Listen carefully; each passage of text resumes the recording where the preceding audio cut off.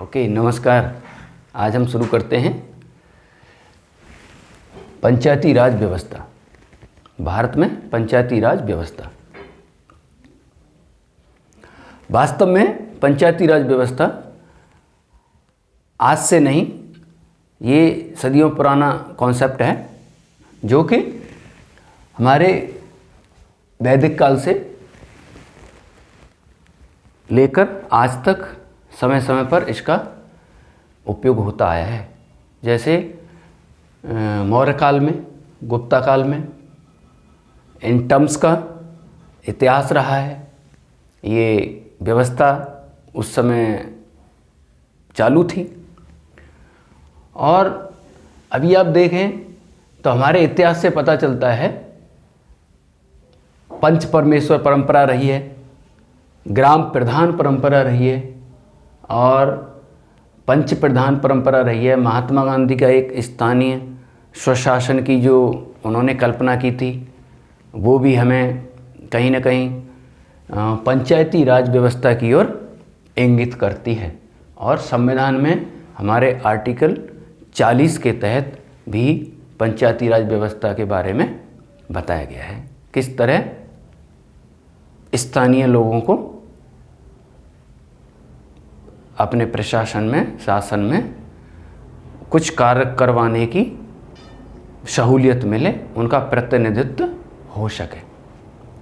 तो चलो आगे चलते हैं, आपको बताते हैं इसकी आवश्यकता क्यों पड़ी। ओके, आवश्यकता क्यों पड़ी। एक्चुअली जनतंत्र या लोकतंत्र, जिसे इंग्लिश में बोल दिया है डेमोक्रेसी, ओके।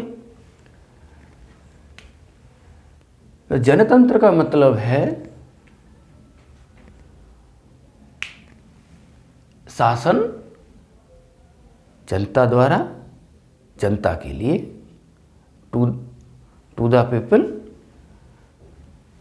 और इसकी आवश्यकता के रूप में हम बताना चाहें तो आवश्यकता क्या है, जो हमारे लोग हैं उनका प्रतिनिधित्व है वो सही से हमारी सरकार में हो सके।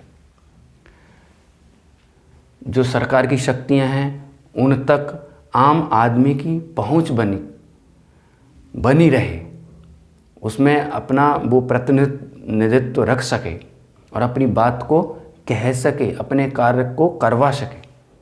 इसलिए हमें शासन और जो शासन में बैठे हुए व्यक्ति हैं जो हमारा प्रतिनिधित्व कर रहे हैं उन तक पहुंच की ज़रूरत है। तो हम बात करते हैं इसकी आवश्यकता क्यों है, फिर बात करेंगे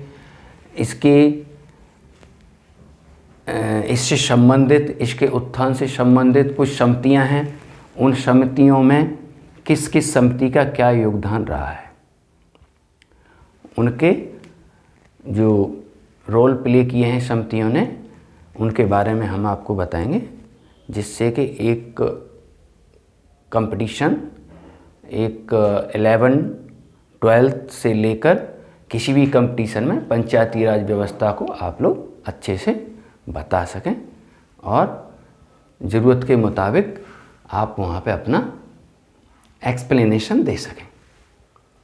तो चलो बात करते हैं इसकी आवश्यकता की। एक्चुअली सरकार की जो ताकत है वो आम लोगों तक पहुँचे, आम लोगों को पता चले कि सरकार की ताकत क्या है और सरकार हमारे काम को किस तरह कर सकती है। ठीक है, तो अभी इसमें शक्तियों का विकेंद्रीकरण, जो सरकार की शक्ति है, जो उसकी सरकार की ताकत है, कार्यप्रणाली है, उसका विकेंद्रीकरण मतलब डिसेंट्रलाइजेशन। जो शक्ति है, जो उसकी लॉ मेकिंग पावर है, वो आम जन तक कैसे पहुँचे, आम जन उसमें कैसे भागीदार बने। तो ये है विकेंद्रीकरण of powers, decentralization of powers of government. और जनता का नंबर 2 है जनता का वास्तविक प्रतिनिधित्व। एक्चुअली जो लोग हैं उनको ऐसा लगना चाहिए और उनको ऐसा लगे कि मेरा कार्य मैं स्वयं कर रहा हूँ, वहाँ पे मैं ही हूँ। जो कोई व्यक्ति हम में से चुन के गया है वो कोई और नहीं, हम लोगों से गया है और वो हमारा काम जरूर करेगा। तो जनता का वास्तविक प्रतिनिधित्व तो आप किस तरह से कर सकते हैं? अभी जो प्रेजेंट में हमारे यहाँ पर सिस्टम है वो 3 तरह की सरकारें चल रही हैं। नंबर 1 केंद्र सरकार, नंबर 2 राज्य सरकार और नंबर 3 आपकी लोकल सरकारें, जिन्हें आप PRI कहते हैं, जो कि जिसके बारे में ही हम डिटेल में अभी पढ़ने वाले हैं। तो पहले क्या थी? केंद्र सरकार। केंद्र सरकार किससे बनती है? जनता के द्वारा जो प्रतिनिधि चुन के जाते हैं उनको कहते हैं MP, मेंबर ऑफ पार्लियामेंट, संसद के जनप्रतिनिधि। दूसरा है राज्य सरकार। राज्य लेवल में जिनको बोलते हैं MLA, member of legislative assembly. MP means सांसद, MLA मीन्स विधायक। तो ये सांसद क्या है केंद्र सरकार में? 4 से 12 लाख की जनसंख्या को प्रतिनिधित्व करते हैं। उस विशेष जगह के हिसाब से जनसंख्या कम ज़्यादा होती है, उसी हिसाब से उनका प्रतिनिधित्व रहता है। और रही बात राज्य सरकार, राज्य सरकार में 50,000 से लेकर 2.5 लाख तक का प्रतिनिधित्व, इतने लोगों का प्रतिनिधित्व हमारे MLA विधायक करते हैं, जिनका अभी उत्तर प्रदेश में चुनाव होने वाला है। 10 तारीख से शुरू होने वाला है, 10 फरवरी से। तीसरे नंबर की जो व्यवस्था है जिसमें जनप्रतिनिधि अपना प्रतिनिधित्व निभाएंगे वो है PRI, पंचायती राज इंस्टीट्यूशंस। ये 3 स्तर पर बनाई गई है, जिला स्तर, ब्लॉक स्तर और ग्राम पंचायत स्तर। किस समिति ने इसका सजेशन दिया, सलाह दी कि इस तरह से आपको ये चलाना है? इसका अध्यक्ष कौन होता है, ब्लॉक स्तर पर कौन होता है, ग्राम पंचायत स्तर पर कौन होता है, वो हम आपको डिटेल में अभी बताएंगे। और कब से ये शुरू हुई और संविधान में इसका वर्णन कहाँ है, वो सब हम आपको बताते हैं। तो इस संविधान ये हो गया आपका किस तरह से गवर्नमेंट का प्रतिनिधित्व है जगह जगह पर। अभी इससे संबंधित समितियों के बारे में बात करते हैं। तो सबसे पहले 1957 में बलवंत राय मेहता समिति बनी, जिसने कि अपनी रिपोर्ट 1959 में जमा की। 2 साल के बाद जब इसकी रिपोर्ट आई तो इन्होंने त्रिस्तरीय पंचायती राज व्यवस्था की बात कही। सरकार को बताया कि 3 स्तर पर आप लोगों का प्रतिनिधित्व कर सकते हैं लोकल लेवल पर, जहाँ से MLA और MP के बाद जो जनता नीचे MLA और MP के जो प्रतिनिधित्व में जो जनता सही से भागीदारी नहीं कर पाती, वो PRI पंचायती राज व्यवस्था में 3 स्तरों पर, जिला स्तर, नंबर 1 जिला स्तर, नंबर 2 ब्लॉक स्तर, नंबर 3 ग्राम पंचायत स्तर, इस स्तर पर वो अपनी भागीदारी करके सही से सरकार में प्रतिनिधित्व कर सकती है। तो जिला स्तर पर कौन रहेगा? जिला स्तर पर रहता है आपका जिला पंचायत अध्यक्ष। और ब्लॉक स्तर पर कौन रहेगा? ब्लॉक स्तर पर आपका रहेगा ब्लॉक प्रमुख। और ग्राम स्तर पर कौन रहेगा? प्रधान। राजस्थान में इसको सरपंच बोलते हैं प्रधान को, और हमारे MP UP इसमें प्रधान बोलते हैं। अभी देखते हैं बलवंत राय मेहता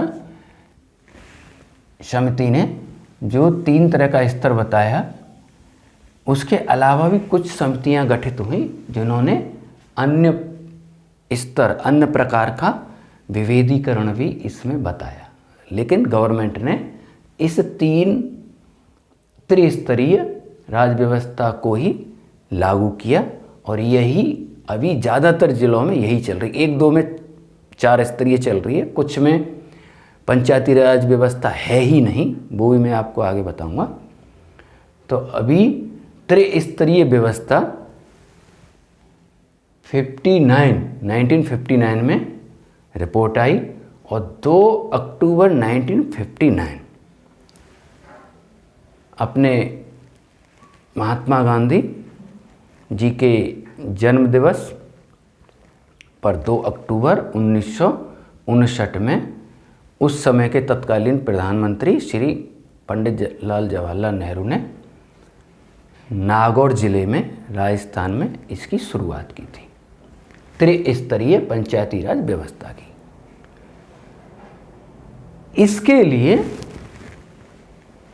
इसके लिए संवैधानिक उपचार बाद में किया गया। वो कब हुआ? 73rd कॉन्स्टिट्यूशन अमेंडमेंट एक्ट,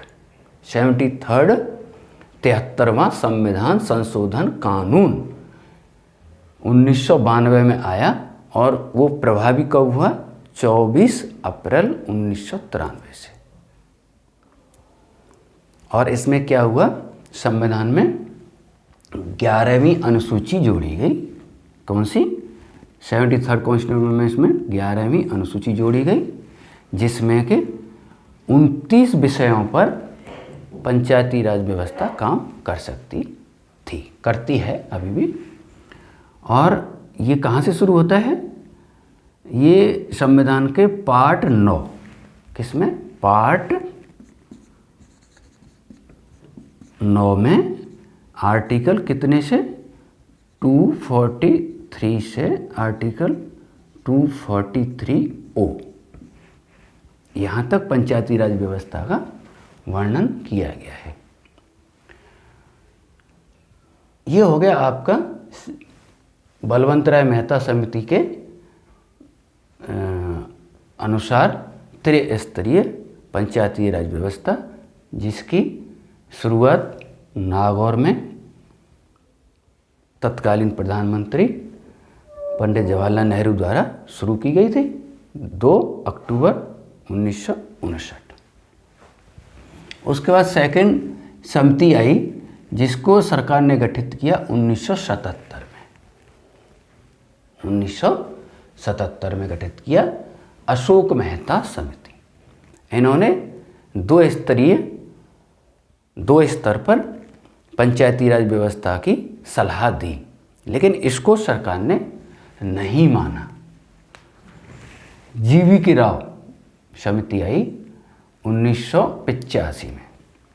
इन्होंने सलाह दी कि जो हमारा प्रतिनिधित्व है, जनता का जो प्रतिनिधित्व है पंचायती राज व्यवस्था में, उसमें कुछ सुधार की ज़रूरत है। तो उस सुधार से संबंधित GV राव समिति ने अपनी रिपोर्ट दी सरकार को 1985 में। फिर एक 1987 में LM सिंघवी समिति आई, जिसने सलाह दी कि पंचायती राज व्यवस्था में सही से जनता का प्रतिनिधित्व हो, लोगों का प्रतिनिधित्व हो, उसके लिए गैर दलीय चुनाव होना चाहिए। क्योंकि आप बड़े लेवल पर केंद्र में और राज्य में दलीय लेवल स्तर पर चुनाव होता है, दल हैं वहाँ पे, पार्टियाँ हैं जिनके आधार पर चुनाव होता है।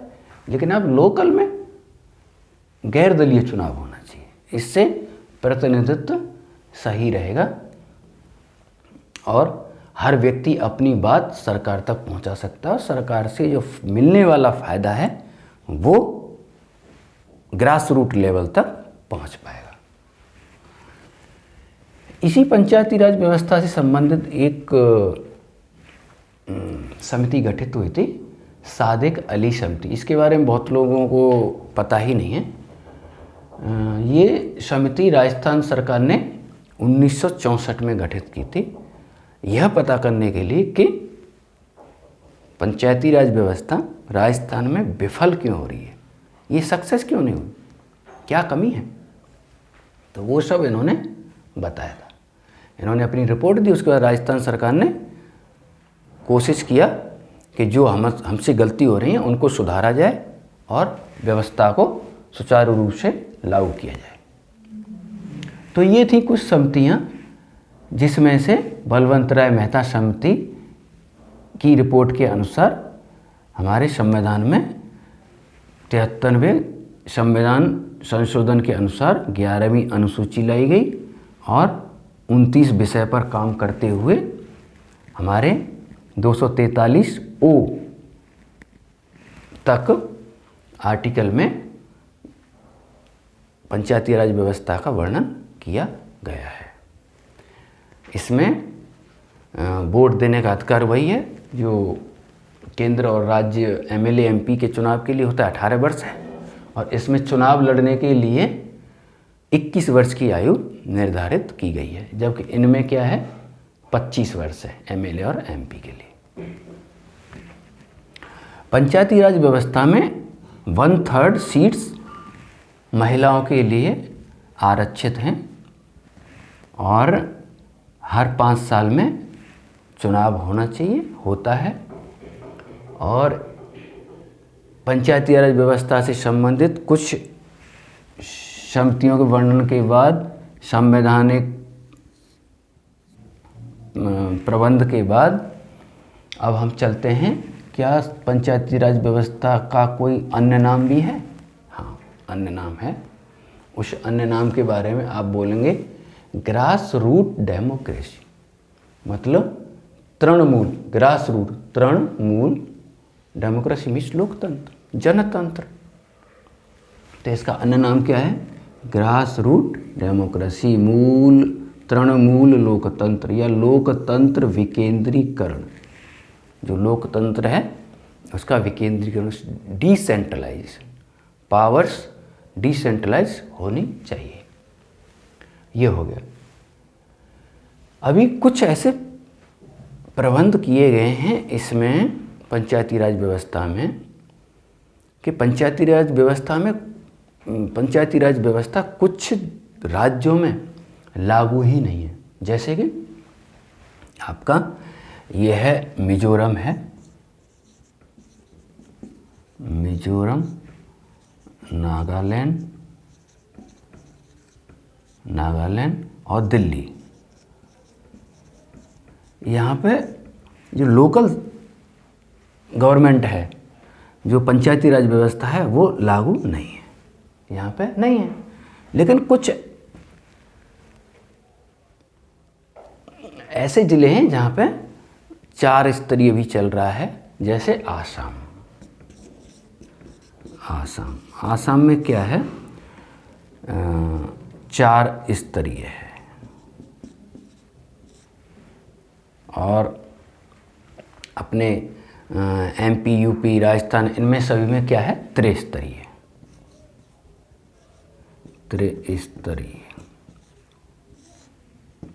ओके। अभी सवाल आता है, क्या पंचायती राज व्यवस्था कोई न्यायिक एक्शन ले सकती है? वास्तव में तो न्यायिक एक्शन लेने का अधिकार पंचायती राज व्यवस्था को नहीं है, लेकिन एक राज्य है बिहार, जिसमें ग्राम न्यायालय की व्यवस्था की गई है, जिसमें ग्राम न्यायालय को अधिकार दिया गया है कि वो 1000 तक का जुर्माना लगा सकता है और 6 माह तक की जेल की व्यवस्था है। तो ये है आपका, जो यहाँ पर ऑलरेडी लिखा हुआ है, ग्राम न्यायालय जो बिहार में इस व्यवस्था के अंतर्गत स्थापित किया गया है, जिसमें ये पावर्स उसको न्यायिक पावर दे रखी हैं। और जो त्रिस्तरीय था, ये व्यवस्था आपको हर एग्ज़ाम में लाभदायक होगी। और मैं समझता हूँ आपको ये सिस्टम समझ में आया होगा और आप तैयारी करें। और फिर आते हैं एक बढ़िया से टॉपिक के साथ। जय हिंद।